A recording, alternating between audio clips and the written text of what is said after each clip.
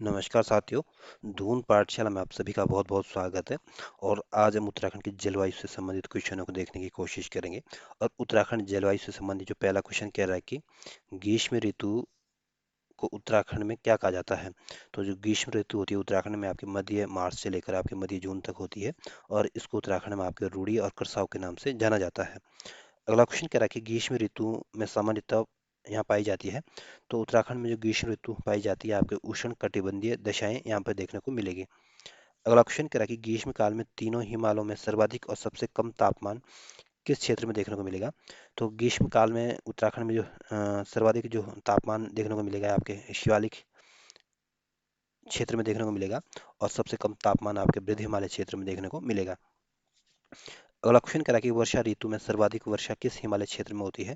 तो वर्षा ऋतु के दौरान उत्तराखंड में सबसे ज़्यादा जो बारिश होती है आपकी ब्राह्य हिमालय या शिवालिक हिमालय क्षेत्र में सबसे ज़्यादा बारिश देखने को मिलेगी। और यहाँ पे आपके 200 सेंटीमीटर से अधिक बारिश होती है। अगला क्वेश्चन कह रहा है कि शिवालिक हिमालय का वो कौन सा स्थान है जहाँ वर्षा ऋतु में सर्वाधिक वर्षा होती है। तो जो टिहरी का जो निरंजन नगर है ये आपके शिवालिक हिमालय में आता है। और वर्षा ऋतु में यहाँ सबसे ज़्यादा बारिश होती है। और उत्तराखंड का इसको निरंजन नगर को उत्तराखंड के चेरापूंजी के नाम से भी जाना जाता है। और यहाँ पे आपके 318 सेंटीमीटर से अधिक बारिश होती है। अगला क्वेश्चन कह रहा है कि वर्षा ऋतु में सबसे कम वर्षा होती है।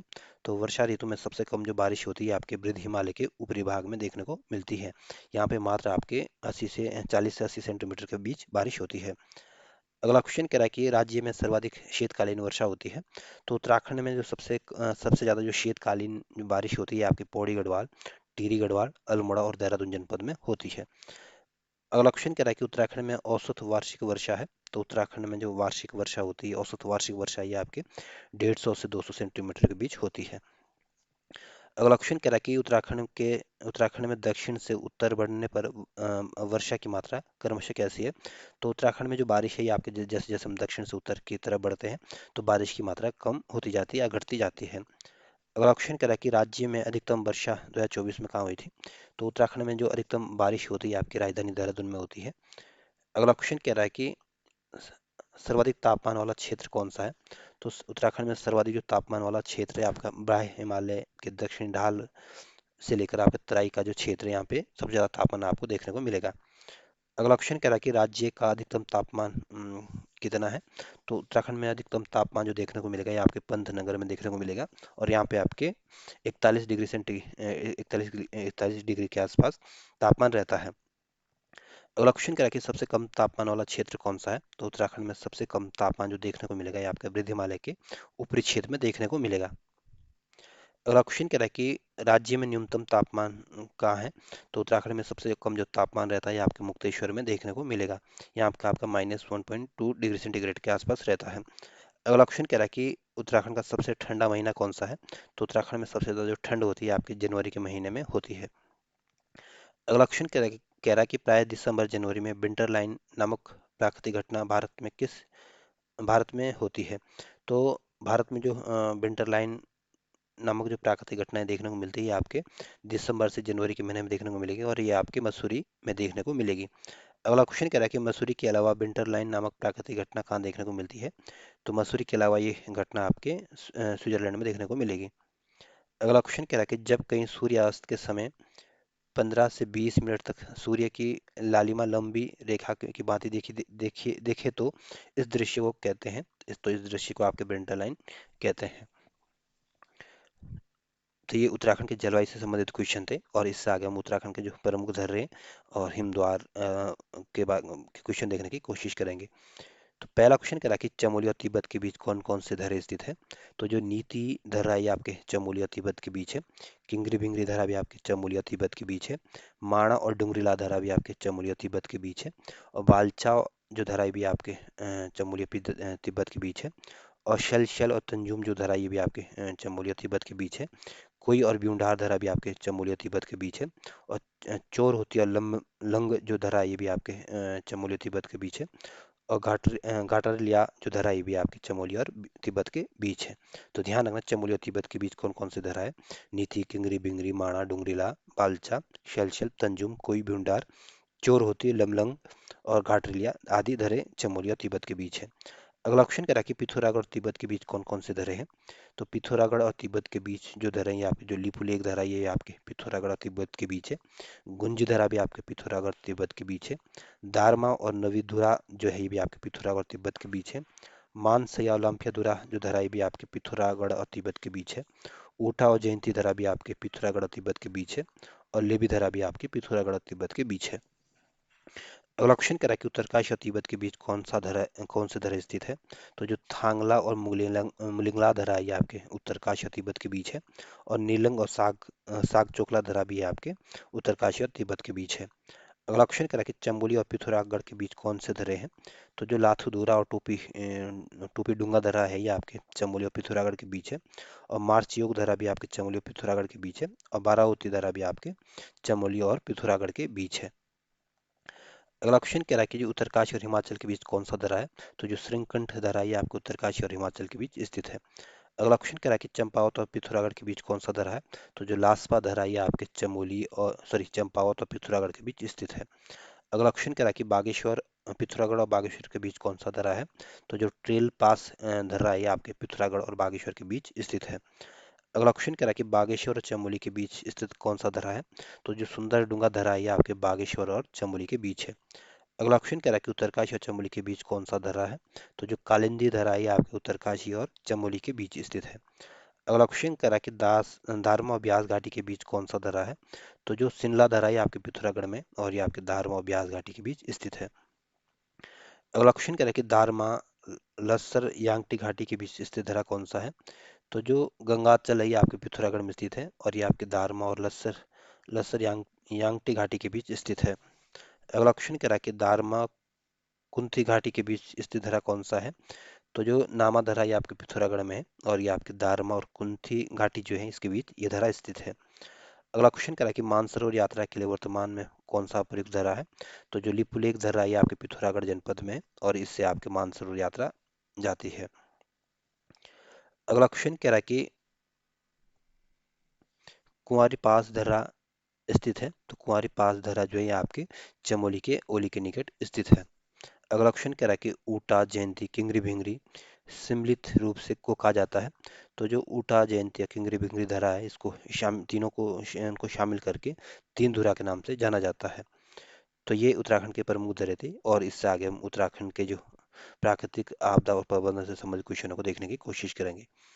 तो उत्तराखंड आपदा प्रबंधन से संबंधित जो पहला क्वेश्चन कह रहा है कि राज्य को प्रभावित करने वाली प्राकृतिक आपदाएं कौन कौन सी है। तो उत्तराखंड में आपके भूकंप भी आते हैं, भूस्खलन भी होता है, बादल फटने की घटनाएं भी देखने को मिलेगी, बाढ़ भी उत्तराखंड में आती रहती है, हिमखंडों का गिरना भी उत्तराखंड में आम बात है और आग लगने की घटना भी उत्तराखंड में होती रहती है। तो ये सारी जो प्राकृतिक घटनाएं ये उत्तराखंड में देखने को मिलेगी। अगला क्वेश्चन कह रहा है कि देहरादून टिहरी उत्तरकाशी नैनीताल उधमसिंह नगर आदि जिले आते हैं। तो जो देहरादून टिहरी उत्तरकाशी नैनीताल उधमसिंह नगर है ये आपके संवेदनशील भूकंप जोन 4 में आते हैं। अगला क्वेश्चन कह रहा है कि चमोली रुद्रप्रयाग अल्मोड़ा पिथौरागढ़ और चंपावत कौन से जनपद आते हैं, जनपद किस में आते हैं। तो जो भूकंप जोन 5 है ये आपके अति संवेदनशील जोन है और ये आपके इसमें आपके रुद्रप्रयाग अल्मोड़ा पिथौरागढ़ चंपावत जनपद आते हैं। अगला क्वेश्चन कह रहा है कि वैसे तो भूकंप कई कारणों से आते हैं लेकिन उत्तराखंड में आते हैं। तो भूकंप तो कई कारणों से आते हैं लेकिन जो उत्तराखंड में भूकंप आते हैं ये आपकी प्लेटों की गतिशीलता और ब्रंशों की उपस्थिति के कारण आते हैं। अगला क्वेश्चन कह रहा है कि राज्य के मुख्य केंद्रीय ब्रंश रेखा गुजरती है।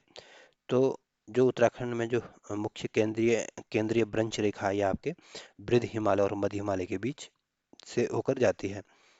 कि या यूं बोले कि वृद्ध हिमालय मध्य हिमालय के मध्य से होकर गुजरती है। अगला क्वेश्चन कह रहा है कि राज्य में राज्य में मुख्य केंद्रीय भ्रंश रेखा गुजरती है। तो जो मुख्य केंद्रीय भ्रंश रेखा है ये आपके टिहरी बांध के नीचे से होकर जाती है। अगला क्वेश्चन कह रहा है कि बाडिया संस्थान के ताजा अध्ययनों के अनुसार राज्यों में भूकंप की दृष्टि से सर्वाधिक संवेदनशील जिला कौन सा है। तो वाडिया इंस्टीट्यूट ताजा अध्ययन के अनुसार जो सबसे ज्यादा भूकंप की दृष्टि से जो सर्वाधिक संवेदनशील जोन है ये आपका चमोली और पिथौरागढ़ जनपद है। अगला क्वेश्चन कह रहा है कि राज्य में सर्वाधिक भूकंपीय वेधशालाएं कौन सी है। तो राज्य में स्थायी भूकंपीय जो वेधशालाएं ये आपकी 8 है। अगला क्वेश्चन कह रहा है कि उत्तराखंड में सर्वाधिक प्रभावित करने वाली आपदाएं कौन सी हैं। तो उत्तराखंड को जो सबसे ज़्यादा प्रभावित करने वाली जो प्राकृतिक आपदाएं ये आपकी भूस्खलन और बाढ़ है। अगला क्वेश्चन कह रहा है कि राज्य में अधिक भूस्खलन का कारण क्या है। तो उत्तराखंड में भूस्खलन के आने का सबसे प्रमुख कारण है, एक तो यहाँ पे आपका मानवीय हस्तक्षेप है। दूसरे आपके वृद्धि मानवीय हस्तक्षेप में वृद्धि देखने को मिलती है। और कच्चे पहाड़ है, क्योंकि अभी जो हमारा जो हिमालय पर्वत है यह भी बनने की प्रक्रिया में से गुजर रहा है और ये सबसे नवीन है, और इसलिए अब ये कच्चे पहाड़ है और इसमें मानवीय हस्तक्षेप भी बहुत ज़्यादा हो रहा है, क्योंकि हमारे पहाड़ों को पूरी तरीके से पेड़ पौधों को काट के हमारे पहाड़ों को बिल्कुल नंगा कर दिया गया है। इस वजह से हमारे यहाँ भूस्खलन के घटनाएं ज़्यादा देखने को मिलती है। अगला क्वेश्चन कह रहा है कि हाल ही में उत्तराखंड का कौन सा शहर भूस्खलन त्रासदी से प्रभावित हुआ था। तो जो चमोली का जो जोशीमठ है, यह हाल ही में यहाँ पे भूस्खलन की घटनाएं देखने को मिली थी। अगला क्वेश्चन कह रहा है कि किसकी अध्यक्षता में जोशीमठ में स्थित समीक्षा करने के लिए राष्ट्रीय संकट प्रबंधन समिति का गठन किया गया था। तो जो कैबिनेट सचिव श्री राजीव गौबा थे, इनकी अध्यक्षता में आपके राष्ट्रीय संकट प्रबंधन कमेटी का गठन किया गया था। तो पूछ सकते हैं कि राजीव गौबा कमेटी का संबंध किससे है। तो ध्यान रखना, ये आपकी जोशीमठ के भूस्खलन से संबंधित है। अगला क्वेश्चन कह रहा है कि उत्तराखंड के इतिहास में सबसे बड़ा भूस्खलन और बाढ़ कौन सी थी। तो उत्तराखंड के इतिहास में जो सबसे विनाशकारी जो बाढ़ आई थी आपके 16-17 जून 2013 को आई थी।